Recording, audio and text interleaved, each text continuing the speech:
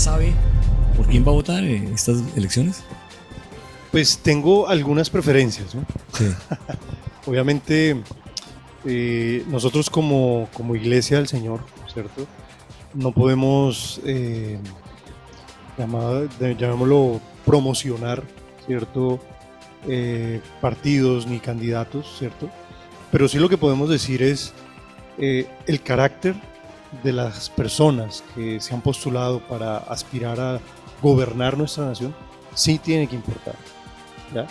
Y ese carácter obviamente no es que digamos que tenga que ser cristiano, ¿no?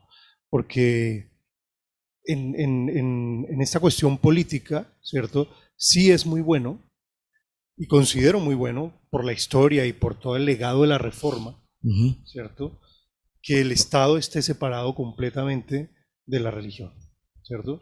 Con eso hay una posibilidad grande, abierta, del evangelismo libre, ¿sí?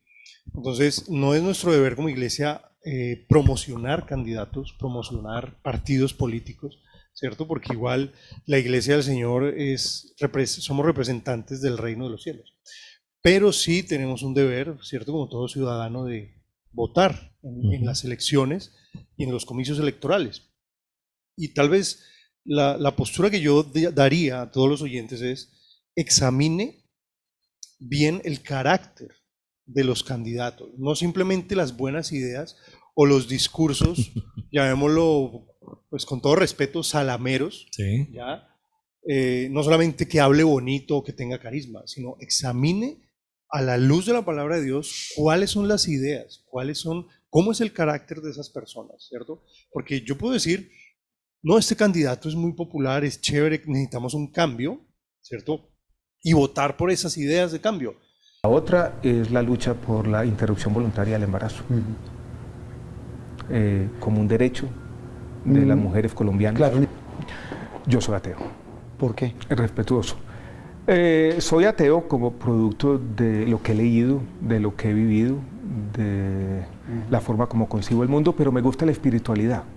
Yo siempre he dicho que yo, Rodolfo Hernández, estoy de acuerdo, pero como no es lo que yo diga, es lo que diga la ciudadanía, pues le preguntaremos al pueblo qué prefiere. Para mí, la única manera de acabar con la demanda de la droga es legalizando.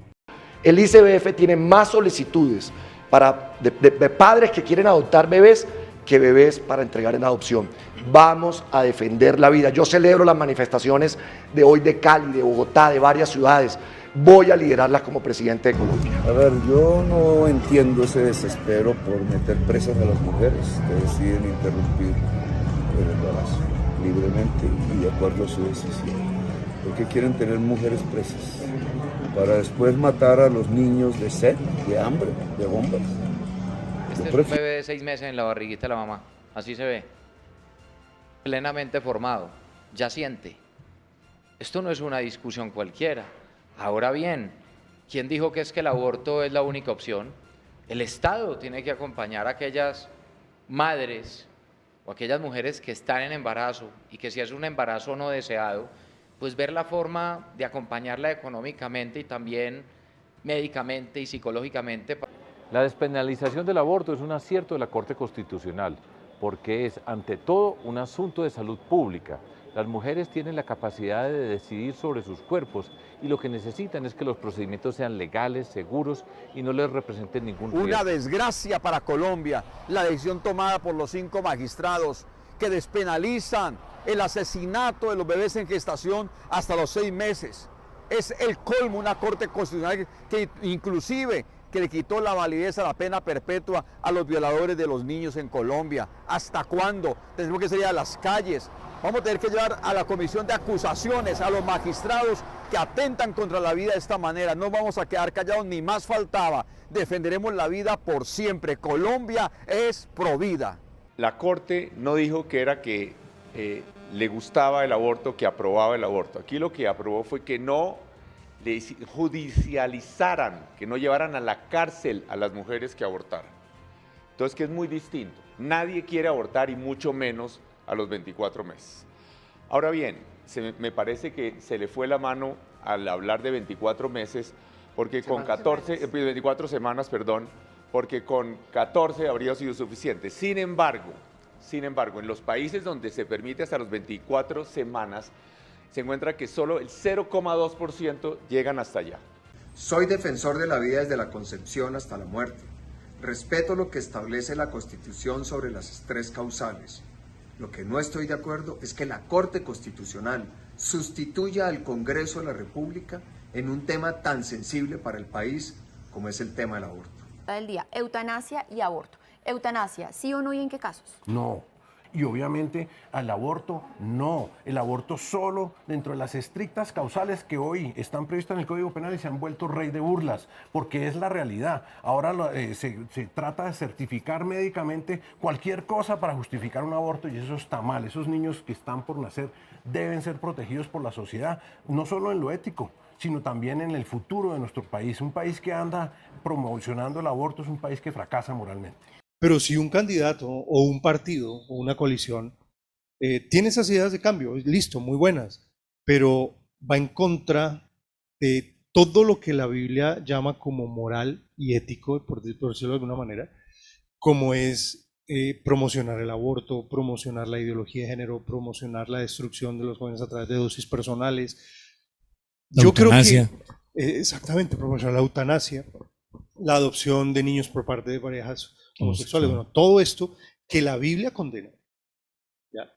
Entonces yo digo, ¿votaría usted por un candidato, por un partido, por una coalición así? Ahí es donde yo iba con la siguiente pregunta. ¿Por qué cree o por qué se postulan y por qué hay tantas coaliciones? ¿Por qué cree que está pasando eso? ¿Por qué se está dando Yo creo que hay una confusión, eso es para confundir realmente, eso es para decir, para coger al grueso del electorado, ¿cierto? Y más bien camuflar como sus ideas simplemente con una maquinaria política llamémoslo de grandeza. Uh-huh. Somos los mayores, somos los que más tenemos popularidad, somos los más acertados en estas posturas políticas, ¿cierto? Entonces, cuando tú tienes como 18 partidos políticos, sí, ¿cierto? Y tú dices, ya no son los de antes, que era, bueno, liberal, conservador y los otros que salieron, ¿cierto? Que eran unos 3, 4, sino ya tienes 18 porque revivieron, uh-huh, ¿cierto? En ese momento. Y tienes más de 50 personas, ¿cierto? Todas mezcladas, tú dices, ¿cuál entonces es el correcto? Entonces ya no es una cuestión de elección puntual de que esta persona y estas personas piensan de esta manera, sino ya toman toda esta confusión y toda esta mezcolanza para poder tener una maquinaria gruesa y decir somos los mejores, voten por nosotros, sin importar el carácter, sin importar las ideas. Ahí vemos, por ejemplo, coaliciones, y ahí sí voy a dar nombres, por ejemplo, de partidos como Colombia Humana, ¿cierto? Que está, pues sabemos que Colombia Humana es de Petro, ¿cierto? Del candidato Petro, con el Partido Verde, ¿cierto? Partido Verde, que sabemos fue fundado por ¿quién? Viene del M19, ¿cierto? Pero ellos se hacen ver como el partido de la ecología, el partido de la decencia, porque antes hablaban de la decencia, todos estos progresistas están unidos con el liberalismo ahorita, por ejemplo, con este señor Gaviria. No estoy hablando del expresidente César Gaviria, sino del ex rector de la Universidad de los Andes, Gustavo Gaviria, que se ha declarado y lo ha dicho en los medios de comunicación: soy ateo y estoy de acuerdo con el aborto. Soy ateo como producto de lo que he leído, de lo que he vivido, de la forma como concibo el mundo, pero me gusta la espiritualidad. ¿Cierto? Pero entonces está ahí entonces el Partido Verde, está Colombia Humana, están los liberales, el nuevo liberalismo que revivió con los señores hijos de Galán, pero que están unidos ahora con el señor Petro, con el Partido Verde, con todos estos que son de posturas comunistas o de corte de izquierda. Bueno, yo no me atrevería a pensar en una unión, pero Lo que sí creo es que Gustavo Petro debe compartir muchos de los principios del nuevo liberalismo. Quiere decir que los comparte, porque Gustavo Petro es como es un universo de ideas, y un universo de propuestas, y un universo de vetos, etcétera, etcétera. Pero yo creo que él tiene una tendencia abierta y una tendencia progresista, y yo creo que de él se podría lograr muchas cosas positivas para Colombia. Y entonces muchos se confunden porque dicen, uy, no, pero es que son los hijos de Galán. Claro. Y claro, Galán fue tomado como un héroe, como un mártir en Colombia. Y lo toman como un héroe, como tomaron, por ejemplo, a Gaitán, que era el hombre del pueblo, pero pues sabemos que el señor Gaitán tenía, como dices, era muy elocuente, ¿cierto? Un carisma, pero pues él había creado un partido comunista, ¿cierto? y no era lo que lo hicieron ver, ¿no?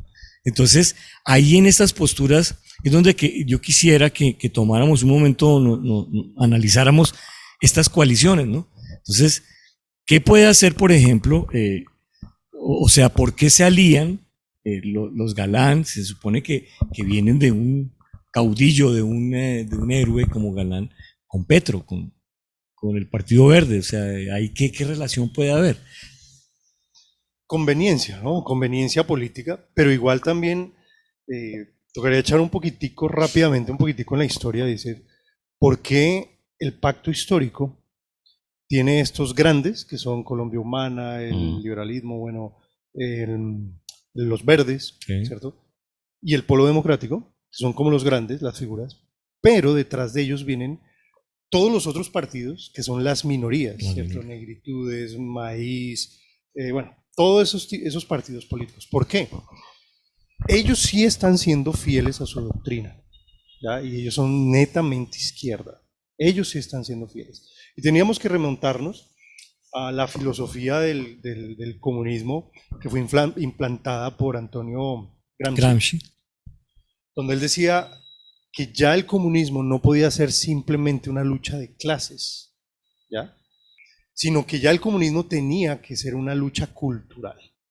Y con estas ideas de este hombre empezó la transformación de estas ideologías comunistas, que ya no era la lucha eterna del proletariado contra la burguesía, ¿cierto? Sino que ya decía, es una lucha cultural. Y entonces toman a todas las minorías. Dice, ¿usted está a favor de la ecología? Sí, entonces venga que nosotros le vamos a dar la cobertura y lo vamos a apoyar. ¿Usted está a favor de los pobres animalitos, del maltrato? Venga para acá. ¿Usted está a favor de los negros? Venga para acá. ¿Usted está a favor de los indígenas? Venga para acá. Entonces toman todas esas pequeñas, llamémoslo ideologías, y las van uniendo y las van amalgamando, ¿cierto? En una sola unión, ¿cierto? Para darle completamente la fuerza que ellos necesitan para hacer esos cambios culturales, políticos y sociales en todos los países. Y entonces por eso tú encuentras las feministas aliados con los comunistas, ¿cierto? Encuentras los ecologistas, todos estos minorías los encuentras aliados ya con el comunismo, porque esa fue la estrategia que propuso Antonio Gramsci y que le dio el resultado perfecto para ellos. Que lo llevó a cabo Félix Guattari, con la revolución molecular. Exactamente. Así es.